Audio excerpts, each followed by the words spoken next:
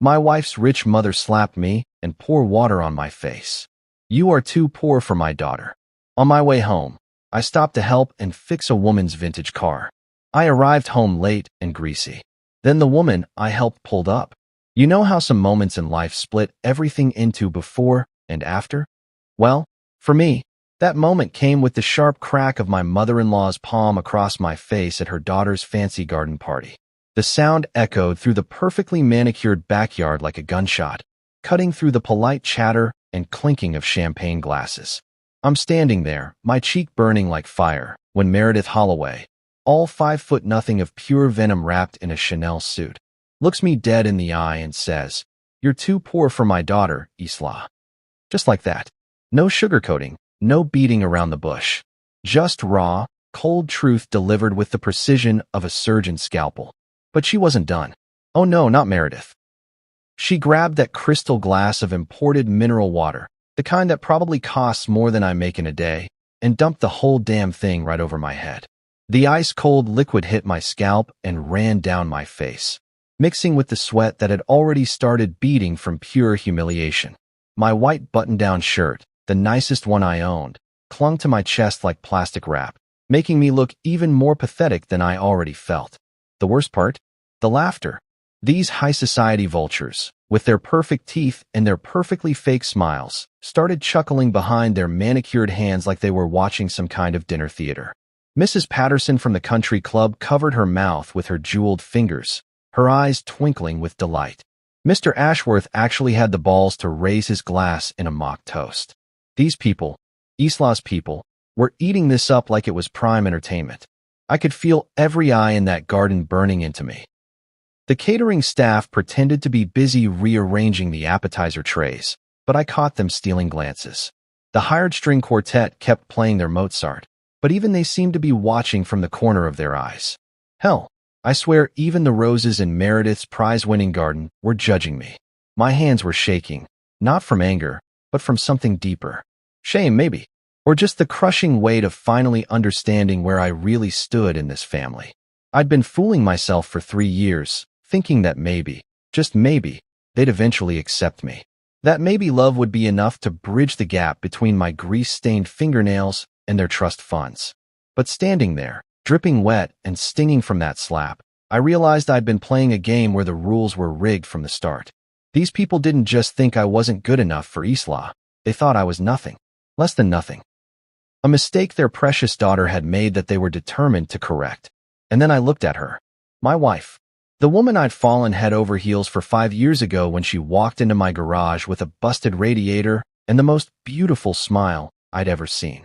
Isla stood there by the rose trellis, her designer dress flowing in the breeze, her blonde hair perfectly styled for the party. She was gorgeous, as always. But when our eyes met, she couldn't hold my gaze. She just looked down at her expensive shoes, her face flushed with what I hoped was embarrassment for her mother's behavior. But deep down, I knew better. It wasn't embarrassment, it was disappointment. In me. For not being the man she thought she'd married. For not magically transforming into someone worthy of the Holloway name. I waited. God help me. I actually stood there waiting for her to say something. Anything. To tell her mother she was out of line. To defend the man she'd promised to love and honor. To show these people that our marriage meant something to her. But the seconds ticked by like hours, and Isla just kept staring at those pristine white pumps like they held the secrets of the universe. The silence stretched on until I couldn't take it anymore. I nodded, not in agreement, but in understanding. Finally, crystal clear understanding. I reached up and wiped the water from my face with the back of my hand, tasting the bitterness of expensive mineral water mixed with my own humiliation. "Excuse me," I said quietly, my voice somehow steady despite the storm raging inside my chest. I didn't yell, didn't make a scene, didn't give them the satisfaction of seeing me lose control. My mama raised me better than that. Even if these people would never recognize good breeding when it didn't come with a bank account to match. I walked through that crowd of vultures with my head held high, even though my shirt was plastered to my body and my face was still red from the slap. They parted like the Red Sea, probably afraid my poverty might be contagious or something. I could hear whispers starting up behind me. Always knew he wasn't right for her, and about time someone said something, but I kept walking. past the ice sculpture that cost more than my monthly mortgage, past the garden where Meredith spent more on flowers than most people make in a year, past the valet who wouldn't even make eye contact as he handed me my keys to my beat-up Ford pickup truck, looking embarrassed to be seen with such a lowly vehicle. I climbed into that truck, my hands still shaking as I gripped the steering wheel. The engine turned over with its familiar rumble. Honest, reliable, real. Everything this place wasn't. I sat there for a moment, watching through the windshield as the party continued without missing a beat. Like I'd never been there at all. Like I didn't matter. And maybe, for the first time in my life, I was starting to think they might be right. I couldn't go home. Not yet. The thought of walking into that empty house, seeing Isla's designer purses scattered on the kitchen counter and her half-finished mimosa still sitting on the coffee table from this morning, made my stomach twist into knots. So I just drove. No destination in mind, just me and the open road, trying to outrun the echo of that slap and the taste of humiliation still bitter in my mouth. My pickup truck knew these back roads better than I knew my own reflection. I'd been driving them since I was 16, first in my dad's old Chevy, then in this trusty Ford that had seen me through community college, my first job, and now this mess of a marriage. The familiar rumble of the engine was like a lullaby, the only thing keeping me from completely losing it. I found myself heading toward the countryside, away from the manicured lawns and country clubs, toward the place where things made sense. Where hard work meant something and a man's worth wasn't measured by the zeros in his bank account. The sun was starting to dip lower in the sky, painting everything in that golden light that makes even the most beaten-down farm look like something out of a postcard. That's when I saw her. At first, it was just a splash of color on the side of County Road 47, a woman in an emerald green dress standing next to what looked like a classic car. As I got closer, I could see her waving, not frantically like she was in danger, but with the kind of calm determination that said she knew someone decent would eventually stop. Most folks were probably racing past her to get home for dinner, or maybe they didn't want to risk getting their fancy clothes dirty helping a stranger. Hell, in my current state, I almost drove past too. The last thing I needed was another reminder of how the world saw guys like me. But something made me slow down, maybe the way she stood there so dignified, not desperate or demanding, just hopeful. I pulled over about 20 feet ahead of her car and killed the engine. In the sudden quiet, I could hear cicadas buzzing in the tall grass and the distant sound of a tractor working some field. Real sounds. Honest sounds. The kind that didn't exist in Meredith Holloway's perfectly orchestrated world. The woman walked toward my truck as I climbed out, and I got my first real look at her. She was probably in her early 40s, with dark hair pulled back in an elegant but practical style. Her green dress was expensive looking but not flashy, and her shoes were the kind you could actually walk in without breaking your neck. But it was her smile that got me. Warm and genuine, like she was actually glad to see me instead of disappointed that I wasn't someone more important. "Thank you so much for stopping," she said, extending her hand. "I'm Evelyn Beaumont." I was starting to think chivalry really was dead. "Jared Quinn," I replied, shaking her hand. Her grip was firm, confident. "Car trouble." "I'm afraid so. She just sputtered to a stop about 10 minutes ago." Evelyn gestured toward her vehicle, and that's when I really looked at it. Holy hell. It was a 1967 Cadillac Eldorado, pristine condition, painted in this deep burgundy that seemed to glow in the afternoon light. The chrome was perfect, not a speck of rust anywhere, and those classic lines that they just don't make anymore. "Now that's a beautiful machine," I said, meaning every word. "They don't build them like this anymore." Evelyn's face lit up. "You know cars. Been working on them since I was 12. My dad always said if you can't fix it yourself, you don't deserve to drive it." I walked over to the Cadillac, running my hand along the smooth fender.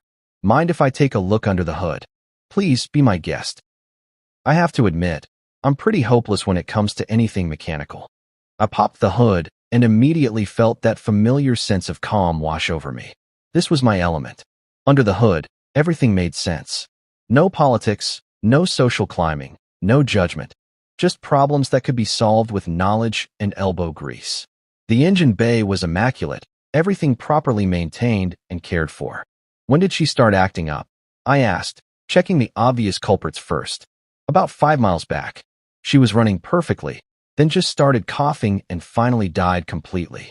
Evelyn stood beside me, close enough to see what I was doing, but not crowding me. Is it serious? I traced the spark plug wires and found the problem almost immediately. Well, here's your issue. This wire worked itself loose. I showed her the disconnected wire. And your radiator's running a little low on coolant. Nothing major, just needs some attention. You can fix it? Absolutely. Got some tools in my truck and a jug of coolant. Give me about 20 minutes and you'll be back on the road. As I walked back to get my toolbox, I caught her looking at me with this expression I couldn't quite read. Not pity like I'd been getting all afternoon, and not the barely concealed disgust I was used to from Isla's crowd. It was respect? Interest? Whatever it was, it made something tight in my chest loosen up just a little. You know, she said as I started working, most people would have just driven right past. Most people weren't raised right, I replied, reconnecting the spark plug wire. My dad always said you stop for folks in trouble. Period. Your father sounds like a wise man. He was. Gone now, but yeah, he knew what was what. I checked the coolant level and added some from my jug. There's not enough good people willing to get their hands dirty these days. Evelyn was quiet for a moment, watching me work. You obviously know what you're doing. Do you work on cars professionally? Own a small garage in town. Quinn's Auto Repair. Nothing fancy, but I do honest work. I wiped my hands on an old rag. Try her now. She slid behind the wheel and turned the key. The Eldorado's engine purred to life like a contented cat, smooth and powerful. Evelyn's smile could have powered the whole county. You're a miracle worker, Jared Quinn. The Eldorado's engine settled into a perfect rhythm, that deep, throaty rumble that only comes from a well-tuned V8. I stood there for a moment, just listening to it purr, feeling something I hadn't felt in months, pride in my work. This was what I was good at. This was who I was, beneath all the fancy dinner parties and country club bullshit that had been suffocating me slowly for the past 3 years. She sounds perfect, Evelyn said, stepping out of the car and leaving the engine running. What did you do to her? Nothing magical, I replied, wiping my hands on my work rag. The familiar feel of engine grease under my fingernails was oddly comforting after this afternoon's disaster. Just tightened up that loose spark plug wire and topped off your coolant. Sometimes the simplest problems make the biggest fuss. Evelyn walked around to where I stood, looking at the engine like it was some kind of mysterious beast she'd never understand. How did you know what to look for? I mean, I would have been completely lost. Experience, mostly. And my dad taught me to listen to what the engine's telling you. Every car has its own voice, its own personality. This old girl was trying to tell you she needed attention, but she wasn't throwing a tantrum about it, just politely asking for help. Unlike some people, Evelyn said with a knowing smile. I laughed despite myself. Yeah, unlike some people. She leaned against the fender, careful not to mess up her dress, and really looked at me for the first time. Not the quick once-over most folks gave me before deciding I wasn't worth their time, but an actual assessment, like she was trying to figure something out. So you own your own shop, she said. It wasn't a question, more like she was testing how the words sounded. Quinn's Auto Repair, yeah? Been running it for about 8 years now. Started working there when I was 17. Bought it from old Mr. Henderson when he retired. I closed the hood and gathered up my tools. Nothing fancy, but it keeps the lights on and puts food on the table. Do you enjoy it? Now that was a question I hadn't been asked in a long time.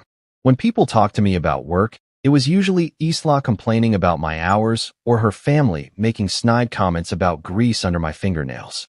Nobody ever asked if I actually liked what I did. Yeah, I do, I said, and I could hear the surprise in my own voice at how quickly the answer came. I mean, some days are tougher than others, and dealing with insurance companies is a pain in the ass. Sorry, didn't mean to curse. Trust me, I've heard worse, Evelyn said with a grin. Go on.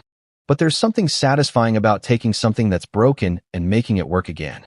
People bring me their cars when they're frustrated, maybe a little scared about what it's going to cost, and I get to be the guy who fixes their problem, makes their day better. There's not many jobs where you can see the immediate result of your work like that. Evelyn nodded slowly, like she understood exactly what I meant. That's real work. The kind people should respect. Those words hit me like a physical blow, but in the best possible way.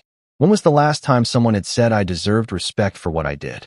At the Holloway gatherings, I was always introduced as Isla's husband, with this apologetic tone, like they were explaining why they had to let the help sit at the dinner table. Most folks don't see it that way, I said, starting to pack up my toolbox. Then most folks are idiots, Evelyn replied matter-of-factly. The world runs on people who actually know how to do things, how to fix things, how to make things work.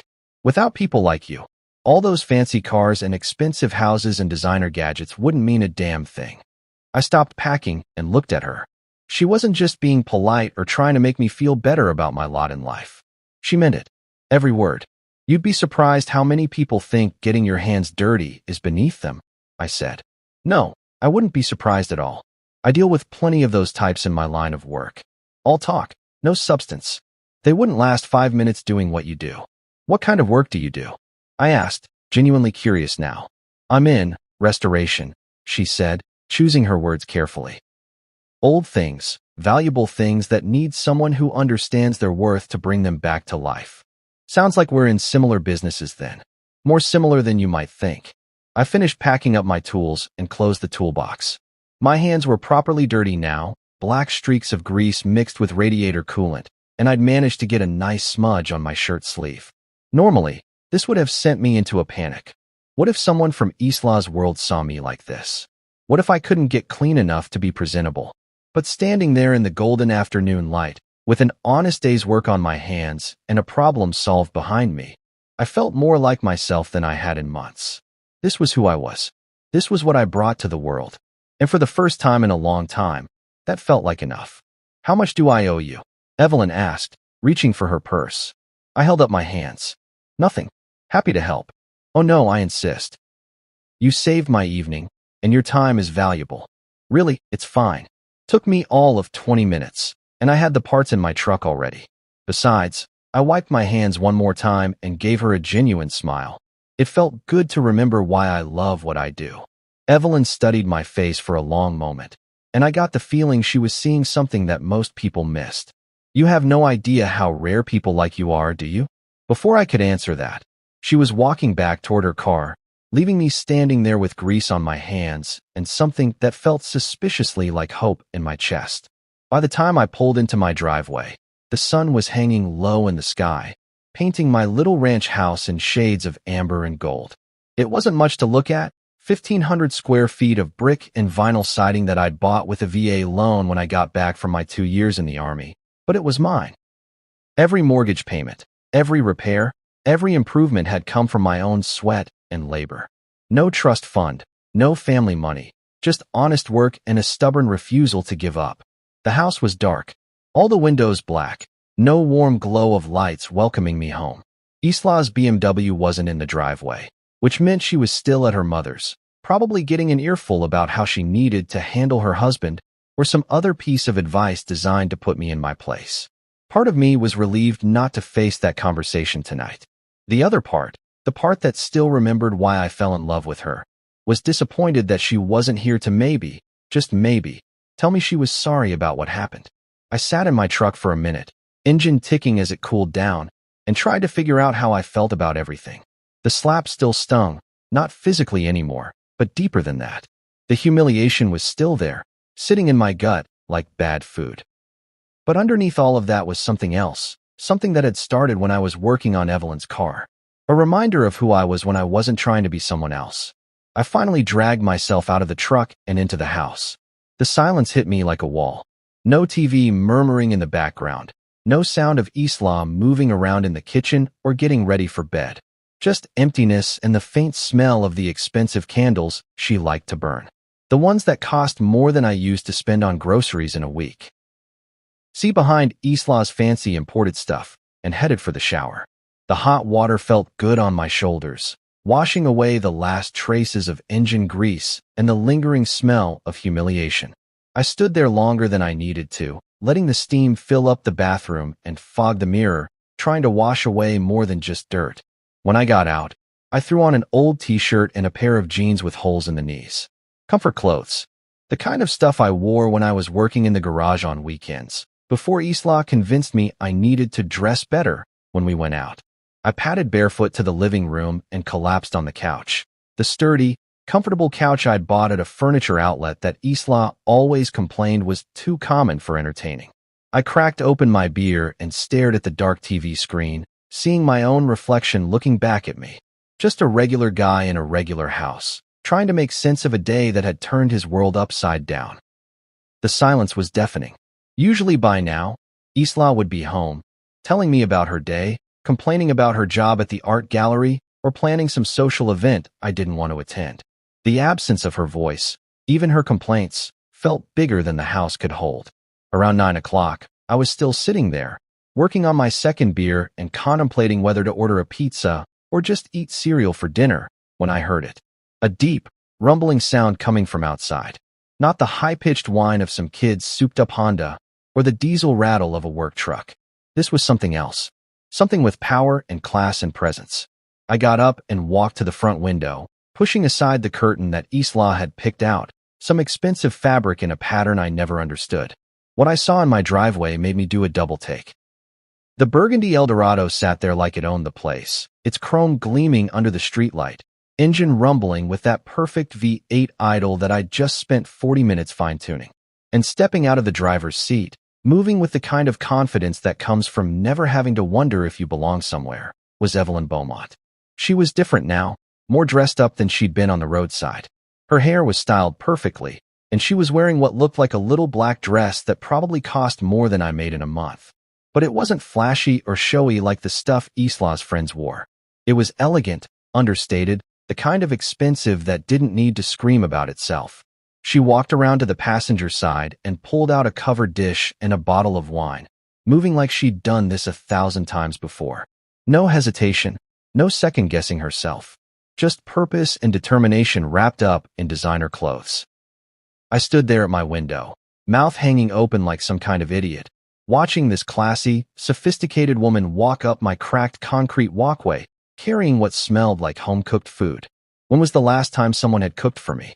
When was the last time someone had shown up at my door with anything other than complaints or demands or disappointment?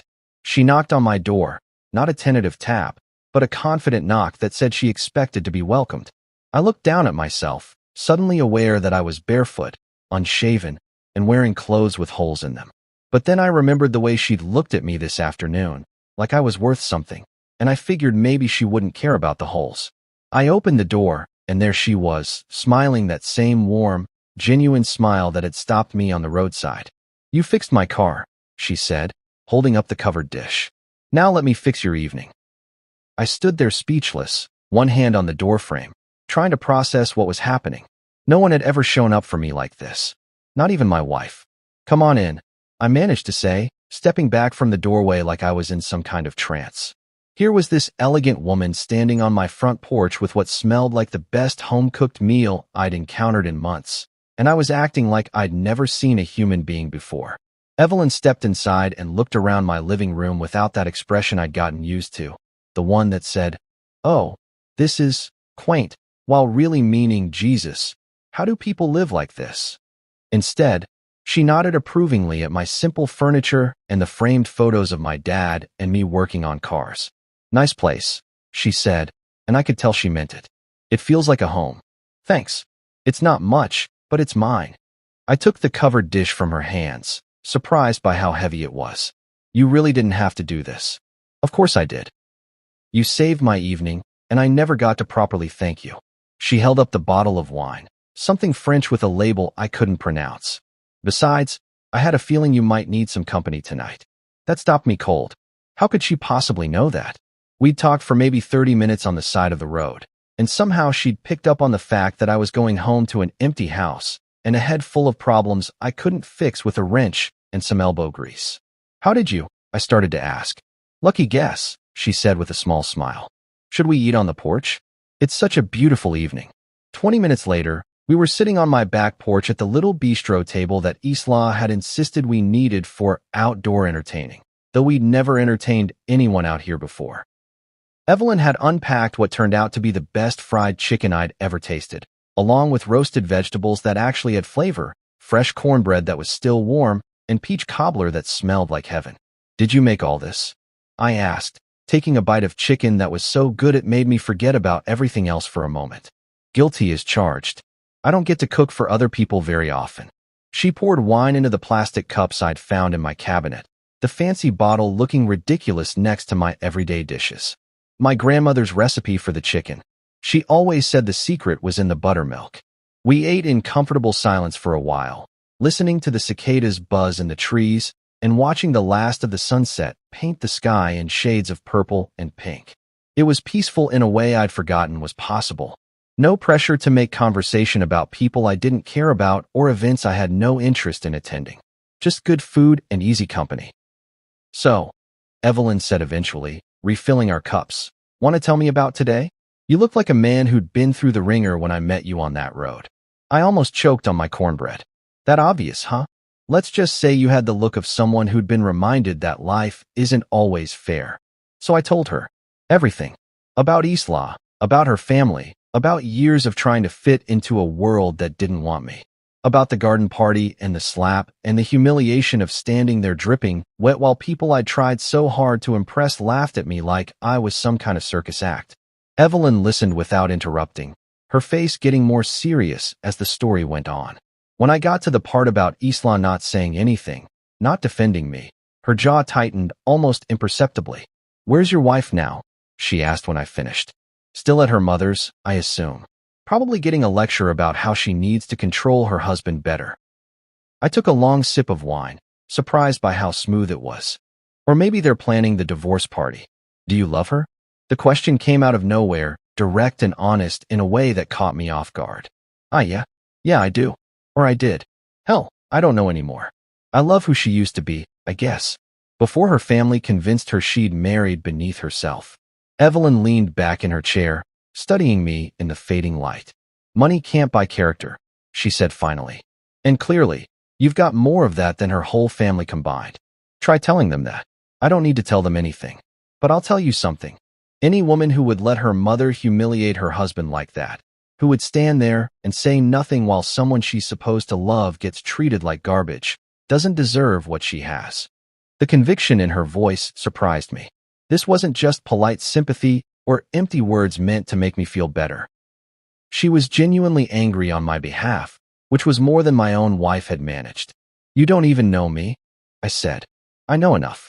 I know you stopped to help a stranger when everyone else drove past. I know you refused payment for honest work. I know you have integrity and skill and kindness, which is more than I can say for most of the wealthy people I deal with on a daily basis." "What kind of restoration work do you do?" I asked, remembering her earlier comment about being in the business of bringing valuable old things back to life. She smiled, and there was something mysterious about it. "Let's just say I have an eye for things that other people undervalue. Hidden gems that just need the right person to see their worth." We talked until well past midnight, covering everything from classic cars to favorite books to the best places to find authentic barbecue. Evelyn was sharp, funny, and surprisingly down-to-earth for someone who obviously had money.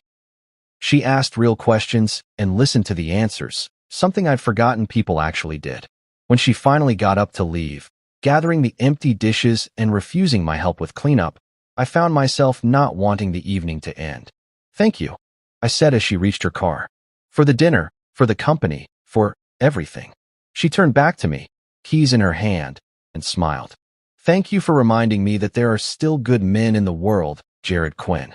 As I watched the Eldorado's taillights disappear down my street, I realized something had shifted inside me. For the first time in years, I felt like someone had seen me, really seen me, and decided I was worth their time. The next morning came way too early.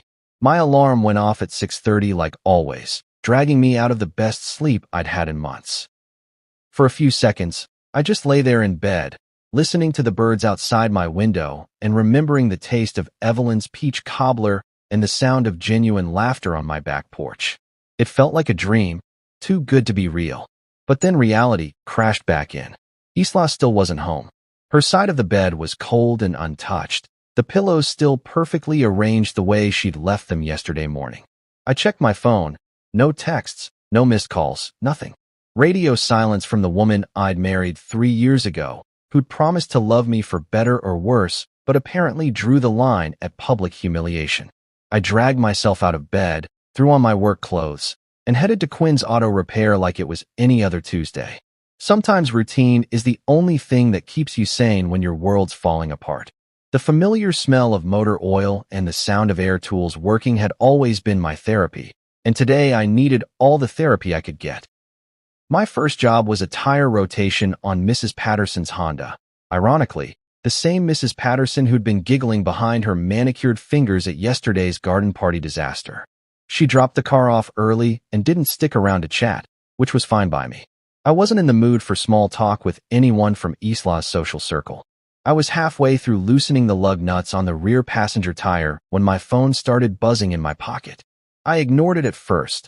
Calls during work hours were usually either parts suppliers or customers wanting estimates, but it kept going off. Buzz, silence, buzz again. Like someone was really determined to reach me. Finally, I wiped my hands on my coveralls and pulled out the phone. Isla's name on the screen. Then it stopped ringing. 2 seconds later, it started again. Same name. I let it go to voicemail. Before I could even put the phone back in my pocket, it rang again. This time it was Graham Holloway, Isla's older brother. The golden boy who'd never worked a day in his life, but somehow managed to land a cushy job at his father's investment firm. I declined that call too. Then the phone rang a 4th time, and I nearly dropped it when I saw the name. Meredith Holloway. The woman who'd slapped me less than 24 hours ago was calling my phone like we were old friends. What the hell was going on? I was staring at the screen, trying to decide if I was curious enough to answer, when I heard the rumble of a powerful engine pulling into my lot. Not just any engine. I knew that sound. Deep, throaty, perfectly tuned. The burgundy Eldorado rolled to a stop right in front of my bay doors, and my heart did this weird little skip that I didn't want to examine too closely. Evelyn stepped out of the driver's seat, but she wasn't alone this time.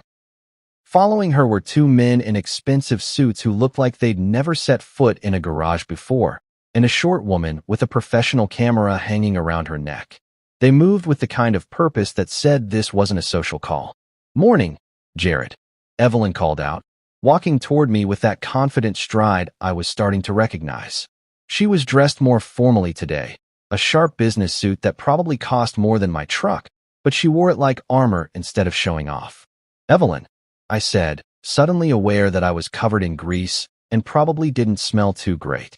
"What's all this about?" She stopped a few feet away from me, and there was something different about her expression. Still warm, still genuine, but with an edge of excitement that hadn't been there last night. "I have a proposition for you," she said. "But first, let me properly introduce myself. I'm Evelyn Beaumont Sterling, CEO of Beaumont Classics." The name hit me like a punch to the gut. Beaumont Classics. I'd heard of them. Of course, anyone in the car business had. They were legendary in the restoration world, specializing in high-end vintage automobiles for collectors who had more money than God. They had showrooms in New York, Los Angeles, and Miami, and their work had been featured in every major automotive magazine on the planet. "Holy shit," I said, then immediately felt my face turn red. "Sorry, I didn't mean to." "It's okay," Evelyn laughed. "That's usually the reaction I get." One of the suits stepped forward, a tall, thin guy with silver hair and the kind of tan that comes from expensive vacations.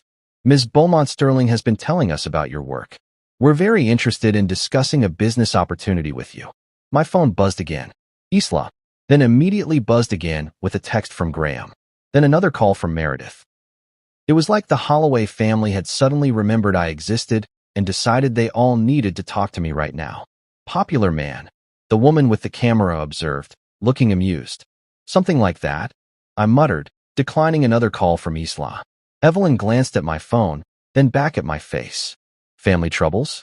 "My wife's family. They've been calling nonstop this morning, which is weird because usually they pretend I don't exist." "Ah," Evelyn said, and there was something knowing in her smile. "That might be related to why we're here." "What do you mean?" The second suit, a younger guy with perfectly styled hair and a watch that probably cost more than I made in 6 months, pulled out his phone and showed me the screen. It was an article from Automotive Weekly, the industry's biggest trade publication. The headline read, "Beaumont Classics announces major expansion, seeks new regional partners." "We put out a press release this morning," Evelyn explained, "about our plans to open a new vintage restoration division. We mentioned that we're looking for an experienced mechanic to head up the operation. Someone with real talent and integrity." "Okay," I said slowly, still not understanding why this had anything to do with me or why the Holloways were suddenly blowing up my phone. Evelyn's smile got wider. We also mentioned that we'd already identified our top candidate, a local garage owner named Jared Quinn. The phone in my hand started ringing again. This time it was Isla's father, Robert Holloway himself. The man who'd made it clear from day one that I wasn't good enough to breathe the same air as his precious daughter. "You put my name in a press release?" I asked, my voice coming out higher than I intended. "I told you last night that I have an eye for undervalued assets," Evelyn said. "And you, Jared Quinn, are about to become very valuable indeed." 20 minutes later, I was sitting in my cramped office behind the service bay, surrounded by stacks of invoices, empty oil bottles I kept meaning to recycle, and a coffee mug that had seen better days. The contrast between my cluttered workspace and the three immaculately dressed people sitting across from my beat-up metal desk was almost comical. But nobody was laughing. Evelyn sat directly across from me, her hands folded calmly in her lap, while the two suits flanked her like bodyguards. The photographer, who'd introduced herself as Sarah from Automotive Weekly, was snapping pictures of everything, including the motivational calendar my dad had hung up in 1998 that I'd never had the heart to take down. "Let me make sure I understand this," I said, leaning back in my chair until it creaked ominously. "You want me to run a whole division of your company?" "Not just any division," said the silver-haired suit, whose name was apparently Marcus Brennan. "The Vintage Performance Division. We're talking about a 50,000 square foot facility in the city, state-of-the-art equipment, a staff of 12 master mechanics, and exclusive contracts with some of the most prestigious collectors in the country." My phone buzzed again. I glanced at it, another call from Isla, and sent it straight to voicemail without even thinking about it. Whatever crisis was happening in Holloway Land could wait. "Why me?" I asked, looking directly at Evelyn. "I mean, no disrespect to what I do here, but you could probably hire any master mechanic in the country. Guys with decades more experience, fancy certifications, maybe even some actual business training." Evelyn leaned forward slightly, and I caught a hint of that expensive perfume she wore. "Can I tell you a story?" "Sure. 3 months ago, we had a client bring us a 1963 Ferrari 250 GTO. Do you know what one of those is worth? Somewhere north of 40 million, last I heard. 47 million, actually. This particular car had been in an accident back in the 70s. Nothing catastrophic, just enough damage that it had been sitting in a private garage for 50 years while the owner tried to find someone qualified to restore it properly. The younger suit, David something, picked up the story. We sent our best team to evaluate it. 3 master mechanics, each with over 20 years of experience. They spent 2 days going over every inch of that car. And I asked. "They missed it," Evelyn said simply. "A hairline crack in the engine block that would have been invisible until we started the restoration process. It would have cost us $3 million and 6 months of work before we discovered the problem." Ouch. Then I decided to get a second opinion. I had the car transported to a little garage in Connecticut. Place that looked a lot like this one, actually. The owner took one look under the hood and spotted the crack in 15 minutes.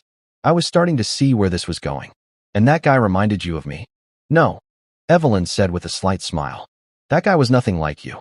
He was arrogant, demanding, and he tried to charge me $5,000 for 15 minutes of work. But he had something our high-priced experts didn't. Instinct. The ability to see what others miss." Sarah the photographer snapped another picture. This one of me sitting there trying to process what I was hearing. "You have that same instinct," Marcus said.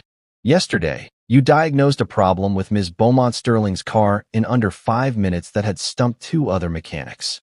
It was just a loose wire." "It was a loose wire that 2 ASE-certified mechanics missed completely," David interrupted.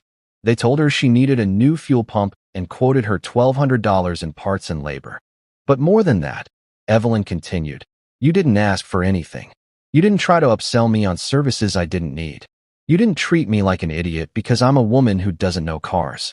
You just fixed the problem and wished me well. That's just being decent." "Exactly. And decent is a lot rarer than you think in our business." Evelyn pulled a folder from her briefcase and slid it across my desk. "Which brings us to our offer." I opened the folder and nearly choked on my coffee. The number at the top of the contract was more than I made in 3 years. Not just more, a lot more. Like, buy a house in cash more. "This is," I started, then stopped. The number was so big it didn't seem real. That's your base salary, Marcus explained.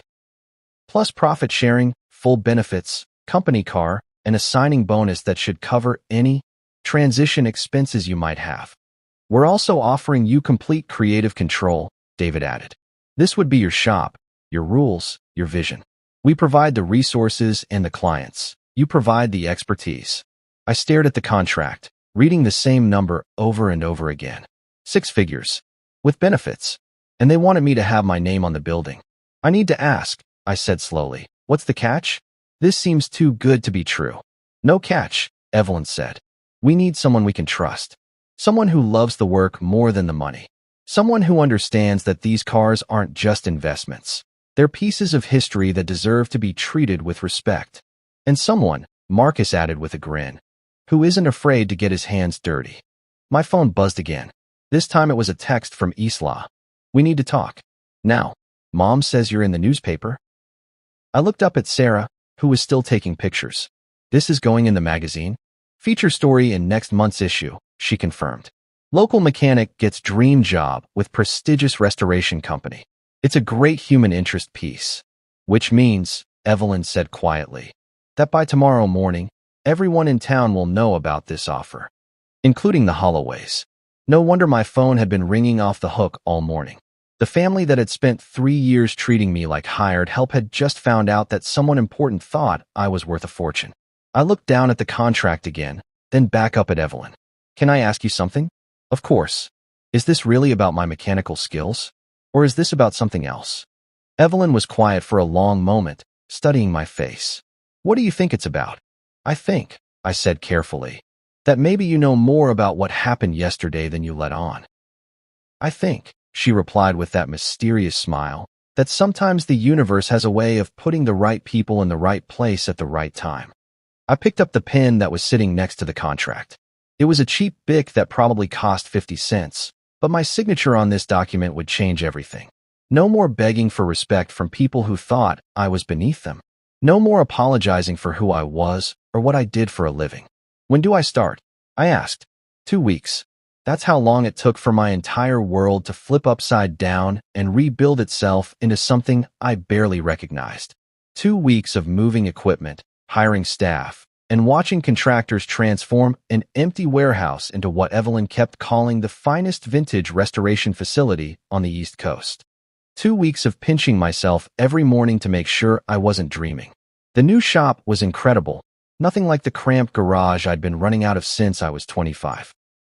We had hydraulic lifts that could handle anything from a 1930s Duesenberg to a modern Lamborghini, paint booths that cost more than my entire previous annual revenue, and a parts storage system that looked like something out of a NASA facility. My office had actual windows and a coffee machine that didn't sound like it was dying every time I used it. But the best part? The sign out front. Quinn Vintage and Performance. A Beaumont company, in elegant gold lettering that caught the morning sun and made me feel like I'd finally made it somewhere worth being. I was in that office, going over the guest list for our grand opening ceremony, when Maria, my new assistant, who actually knew how to use a computer, knocked on the door. Mr. Quinn? The invitations just came back from the printer. Do you want to review them before we send them out? She handed me a thick, cream-colored envelope with my name embossed on the front in the same gold lettering as the sign. Inside was the most elegant invitation I'd ever seen. Heavy cardstock, professional design, the kind of thing that screamed important event without being flashy about it. Quinn Vintage and Performance cordially invites you to our grand opening ceremony, it read. Join us for an evening of classic automobiles, fine dining, and celebration as we unveil the newest division of Beaumont Classics. Saturday, June 15th, 6 p.m. At the bottom, in smaller print, please RSVP to Maria Santos, Executive Assistant to Jared Quinn, Owner and General Manager. Owner and General Manager. I read those words 3 times before they sunk in. 2 weeks ago, I was the guy who changed oil and rotated tires for people who looked through me like I was invisible. Now I had business cards and an executive assistant and my own parking space. These look perfect, Maria. Go ahead and send them out. All of them, including the ones for. She glanced down at her list. The Holloway family? I debated that for days. Part of me wanted to leave them off the list entirely, let them find out about my success the same way they'd made me feel unwelcome at their events, by not being invited. But Evelyn had convinced me otherwise during one of our planning meetings. "You're not doing this for revenge," she'd said. "You're doing it because you're a professional, and professionals invite their community to celebrate their achievements." Besides, she'd added with that knowing smile, "Sometimes the best revenge is simply living well." "Yeah, send them all out." Every name on the list. Maria nodded and headed for the door, then turned back. "Mr. Quinn, I know it's not my place, but I've been working in this industry for 8 years, and I've never seen anyone generate this much buzz with a grand opening. The RSVP calls have been nonstop. People are really excited about what you're building here." After she left, I walked out onto the main floor of the shop. My guys were putting the finishing touches on our display area. 5 pristine classic cars that Evelyn had brought in from her personal collection. A 1967 Shelby Cobra, a 1963 Corvette split window, a 1969 Dodge Charger R/T, a 1970 Plymouth Cuda, and the crown jewel, a 1961 Ferrari 250 GT that was worth more than most people's houses.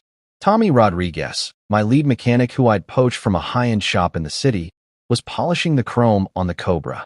"Man, Jared, I still can't believe this is real. 6 months ago, I was working in a basement shop in Queens, and now I'm getting ready to work on million-dollar cars." "You earned it, Tommy. Your reputation speaks for itself." "Yeah, but you took a chance on me. Most shop owners would have gone with someone with more vintage experience. Most shop owners don't know talent when they see it." My phone buzzed with a text. For a split second, my heart jumped thinking it might be Isla. We still hadn't talked since that disaster at her mother's garden party, but it was just the catering company confirming final numbers for Saturday night. Isla. I'd thought about her every day for the past 2 weeks, wondering if she'd heard about the new shop, wondering if she was proud of me or still embarrassed by me, wondering if this success would change anything between us. The invitation with her name on it was sitting in Maria's outbox, ready to be delivered to the Holloway estate along with the rest of the families. Would she come? Would any of them come? Part of me hoped they would, if only to see the look on Meredith's face when she realized that the poor man she'd humiliated was now running a business that would be featured in magazines and attended by some of the most successful people in the state. But part of me hoped they'd stay away. This was my moment, my achievement, and I didn't need their approval or their fake congratulations to validate what I'd built. "Mr. Quinn," Maria's voice came over the intercom. "There's a reporter here from the Business Journal. Says he wants to do a follow-up story about local entrepreneurs making it big." I grinned and headed back toward my office.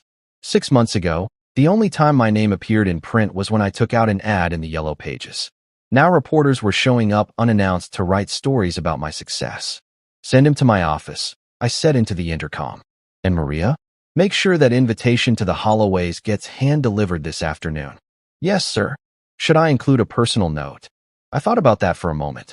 What do you say to people who've spent years making you feel like you don't belong in their world? What do you say when you've built your own world and don't need theirs anymore? "Just right.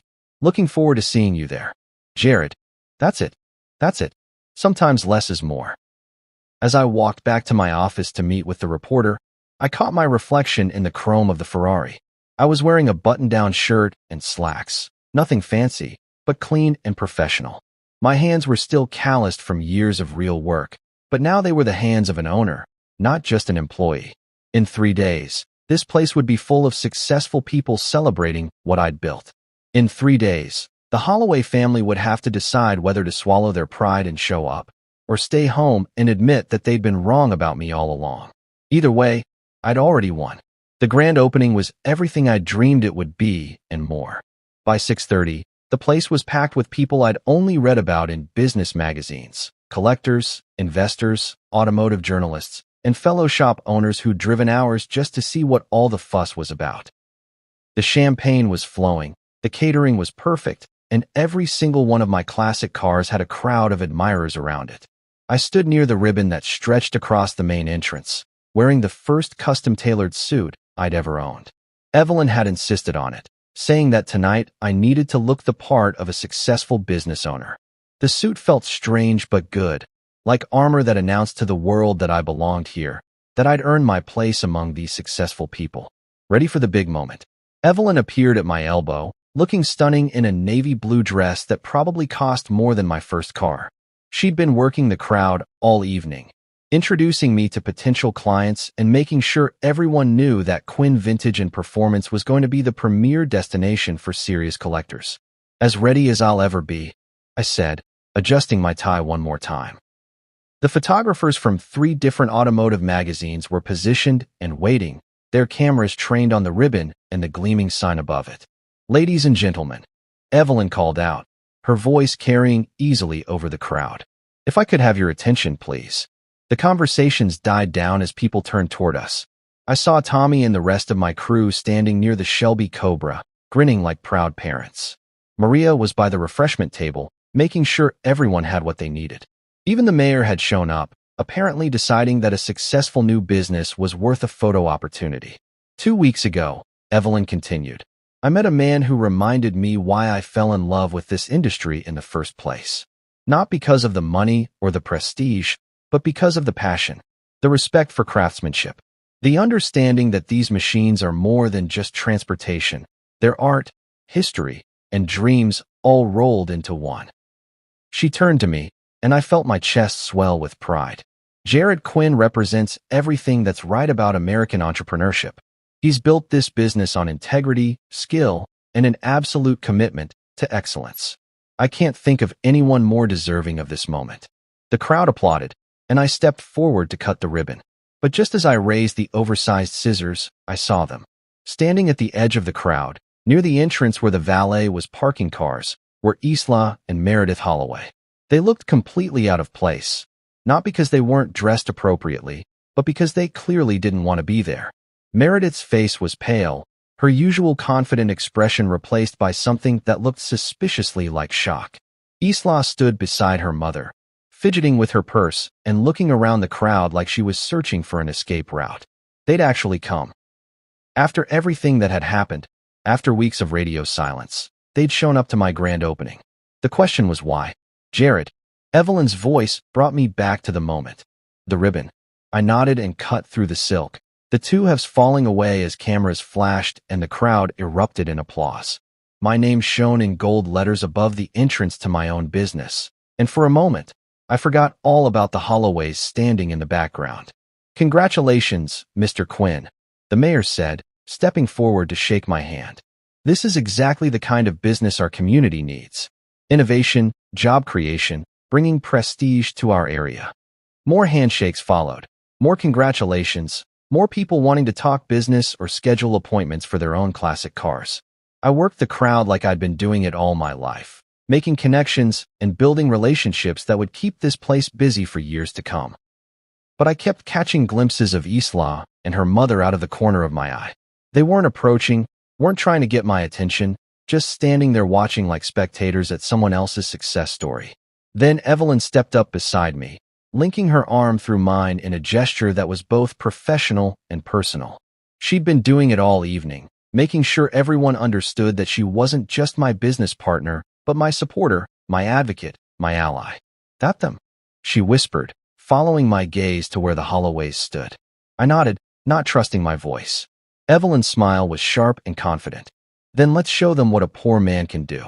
The party was winding down when I found myself on the roof of the building, looking out over the city lights with Evelyn beside me.